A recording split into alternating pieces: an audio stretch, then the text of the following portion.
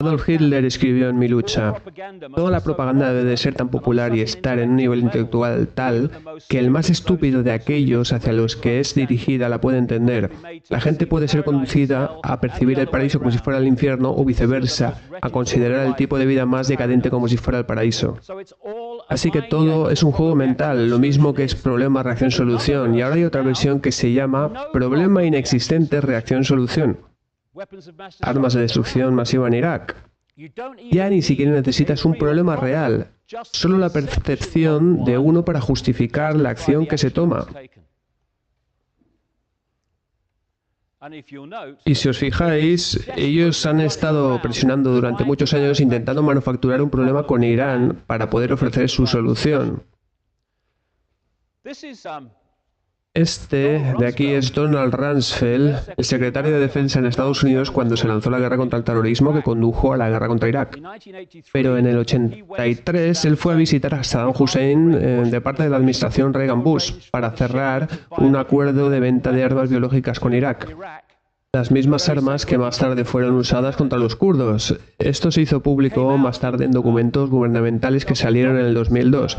Es un informe al respecto de un periódico. Donald Rumsfeld, el secretario de Defensa y uno de los más fervientes críticos de Saddam Hussein, se entrevistó con el presidente iraquí en el 83 con la intención de allanarle el camino para compañías estadounidenses para que así pudieran vender armas biológicas y químicas a Irak, incluyendo antrax y cepas de la plaga bubónica, de acuerdo con nuevos documentos gubernamentales desclasificados. Donald Rumsfeld también estaba en la junta directiva de la empresa ABB, un gigante de la ingeniería europea, cuando ellos vendieron tecnología nuclear a Corea del Norte. Y cuando Rumsfeld se convirtió en secretario de Defensa, dijeron que había una amenaza nuclear por parte de Corea del Norte, con el objetivo de poner en el punto de mira y condenar a este país. Así es como funciona el sistema de problema-reacción-solución. Primero crea el problema y luego ofrece la solución. La otra técnica que funciona a la par de esta, yo la llamo el andar de puntillas hacia el totalitarismo.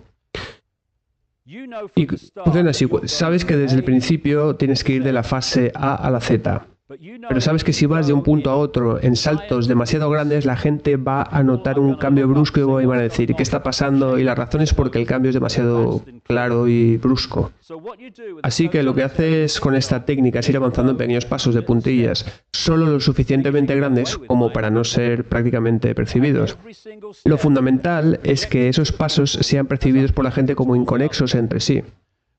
Y así es como nos metieron en Europa, comenzando con un área de libre comercio.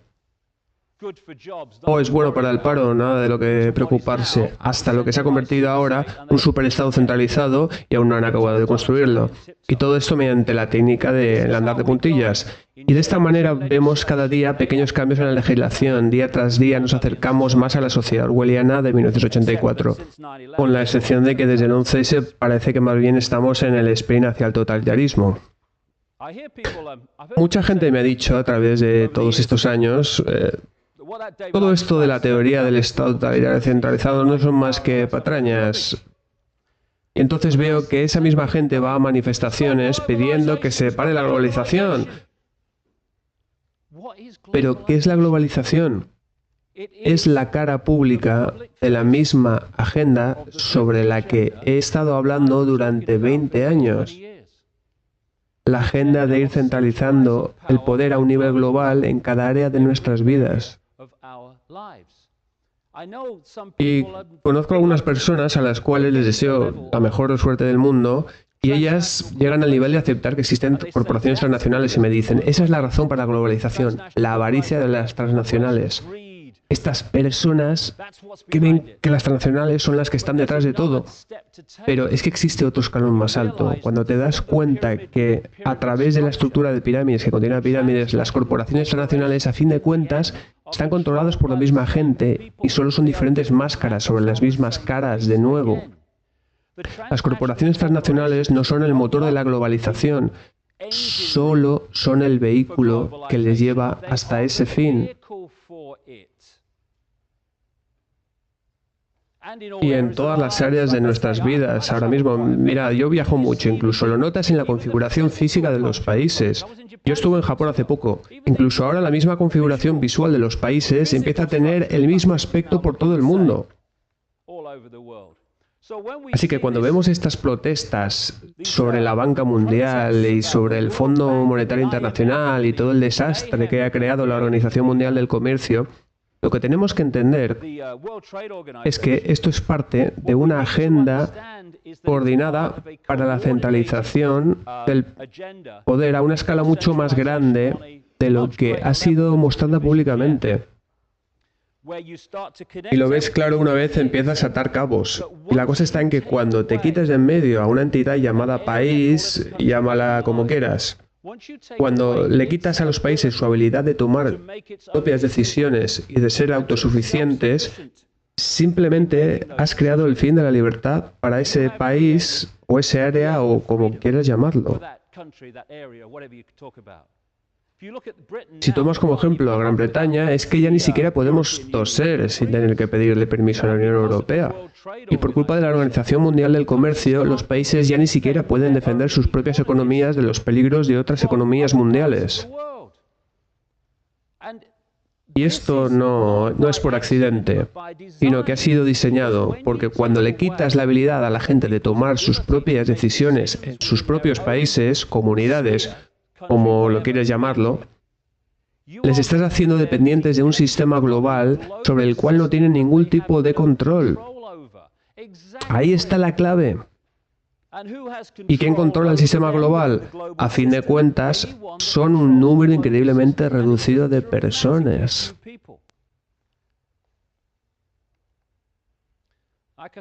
Como dije, hay una agenda avanzando tras el telón, pero en primer plano vemos la versión de la película proyección. ¡Oh, no! ¡Es Mercado Libre! ¡Me encanta el Mercado Libre!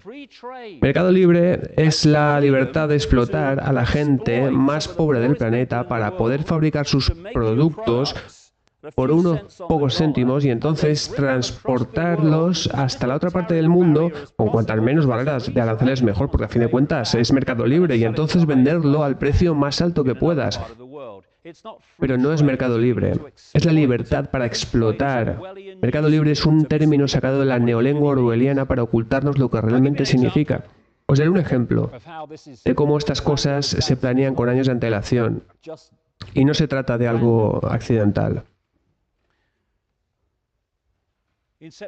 En septiembre del año 2000 existía una organización llamada el Proyecto por el Nuevo Siglo Americano que redactó un documento que hablaba del rumbo que los Estados Unidos deberían de tomar cuanto antes mejor para poder seguir siendo la primera potencia mundial.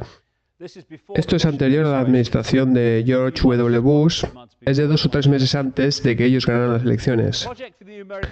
El PENAC fue creado en los años 90 por gente como Dick Cheney, Donald Rumsfeld o Paul Wolfowitz, el antiguo secretario de Estado en la época del 11S y la guerra contra el terrorismo.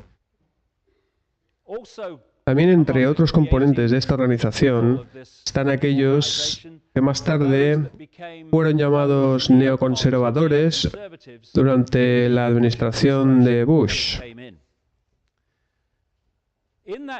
Pues en un documento de septiembre del 2000 se hace una llamada a las Fuerzas Armadas norteamericanas para que se conviertan en la caballería de la nueva frontera norteamericana. Y en esta época Bush ni siquiera estaba en el poder y con toda certeza Bush no habló de esto en su campaña electoral. El documento sigue: aliados claves como el Reino Unido son los medios más eficientes para ejercitar el liderazgo global norteamericano. También dice los Estados Unidos han buscado durante décadas tener un rol más permanente en la seguridad regional del Golfo Pérsico. Mientras el conflicto no finalizado con Irak brinda una justificación inmediata, la necesidad de una fuerza norteamericana sustancial presente en el Golfo trasciende el problema del régimen de Saddam Hussein. Hace una llamada para el mantenimiento del poderío global norteamericano y para la creación de un orden de seguridad internacional que esté alineado con los principios norteamericanos y sus intereses, en otras palabras, los criminales que gobiernan Estados Unidos. Esta gran estrategia norteamericana debe de ser avanzada tan a largo término como sea posible y los Estados Unidos deben de luchar y ganar con decisión en múltiples y simultáneos grandes escenarios de guerra, con esta premisa como misión principal. Todas estas cosas fueron puestas en práctica cuando entró al poder la administración de Bush, porque la gente que está detrás del PENAC es la misma que la de la administración de Bush. Dice que las misiones de mantenimiento de paz demandan un liderazgo político norteamericano preferible al de las Naciones Unidas, y esto ya ha ocurrido. Subraya a Corea del Norte, Siria, Irán y Libia como regímenes peligrosos y dice que su existencia justifica la creación de un sistema de control y comando mundial, el ejército mundial. Este hombre, David Trump, fue el hombre que escribió el discurso aquel en el que Bush hablaba de el eje del mal, el cual estaba compuesto por Corea del Norte, Irán e Irak, sacados directamente de las páginas del PENAC. Seguimos citando, apunta a un cambio de régimen en China diciendo que ya es hora para una presencia de fuerzas norteamericanas en el sudeste de Asia. Esto podría llevar a que un poder norteamericano y aliado sea la semilla para el proceso de democratización de China. A su vez hace una llamada para la creación de fuerzas espaciales norteamericanas que dominen el espacio y también un control total del ciberespacio para evitar que sus enemigos usen Internet. Y ahora cada vez estamos viendo más y más cómo se criminaliza Internet para intentar detener la libre circulación de información. Habla del desarrollo de armas biológicas que sean capaces de atacar a genotipos específicos, y esto deberá transformar la guerra biológica, desde el reino del terror hasta convertirlo en una herramienta políticamente útil. Este es el tipo de mentalidad que se esconde detrás de la gente que patrocinó la guerra contra el terrorismo. Y en un punto el documento dice esto: para que esta agenda o proceso de transformación, como lo llama, se cumpla en un tiempo razonablemente corto, debe de existir un evento catastrófico y catalizador como un nuevo Pearl Harbor. Esto fue publicado en septiembre del año 2000. Este proceso de transformación será probablemente largo, de no ser por algún evento catastrófico y catalizador como un nuevo Pearl Harbor. Al mismo mes del año siguiente de la publicación de este documento, y después de 9 meses de que la gente que lo hubiera escrito entrara al poder, es decir, la administración Bush, Estados Unidos tuvo lo que, en las propias palabras de Bush, fue nuestro Pearl Harbor, el 11S. Como resultado de esto, como habla en detalle en este libro que escribí hace algún tiempo, como resultado de esto, tuvimos el horror del 11S. Pues esa gran lista de cosas que exponía el documento del PENAC han sido justificadas y puestas en acción gracias a este evento. Este es el hombre, en aquella época embajador de las Naciones Unidas, que estuvo haciendo presión para poder invadir Afganistán y el resto del asunto. Es la gente que se esconde tras esto. John Pilger escribió esto de él. Qué apropiado que John Negroponte sea el embajador de las Naciones Unidas. Esta semana él ha revelado al mundo que hay una amenaza contra Estados Unidos que quizás requiera la necesidad de atacar a más y más países. Como embajador norteamericano en Honduras a principios de los años 80, Negroponte hizo la vista gorda en la subvención norteamericana a los escuadrones de la muerte del régimen, conocidos como el Batallón 316, que barrió el mapa a cualquier oposición democrática mientras que la CIA dirigía a su contra en una guerra de terror contra el vecino Nicaragua, siendo su especialidad el asesinato de profesores y el degollamiento de mujeres. Esta es la gente que puso en marcha la guerra contra el terrorismo. Después se convirtió en el director de operaciones en Irak y director de la inteligencia norteamericana, y la razón es que existe la versión película de la realidad, Bin Laden, Al-Qaeda, y después está la agenda secreta, hacer lo que haga falta con el fin de que la agenda avance. Después del 11S escuchamos a Bush decir, debemos capturar a Bin Laden, pero esa era la última cosa que deseaban en realidad. Las palabras son de un tipo llamado Michael Springman, cónsul norteamericano en Jeddah, Arabia Saudí, en la época de George Bush padre. Durante mi estancia en Arabia Saudí se me ordenó repetidamente por parte de oficiales de alto rango del Departamento de Estado el crear visados para personas que no cumplían los requisitos para ello. Esto eran esencialmente gente que no tenía ningún tipo de relación ni con Arabia Saudí ni con Estados Unidos. Me quejé amargamente durante mi estancia allí. Cuando volví a los Estados Unidos puse una queja al Departamento del Estado, a la Oficina General de Administración, a la Oficina de Seguridad Diplomática y a la Oficina del Inspector General. Todos me ignoraron. En lo que me estaba quejando fue de hecho un esfuerzo para traer a los Estados Unidos a reclutas seleccionados por Osama Bin Laden para que recibieran entrenamiento en técnicas de terrorismo por parte de la CIA. Una vez acabado el entrenamiento, ellos fueron devueltos a Afganistán para entonces luchar contra los soviéticos. Greg Palast, un periodista de verdad, en su informe en Newsnight, escribió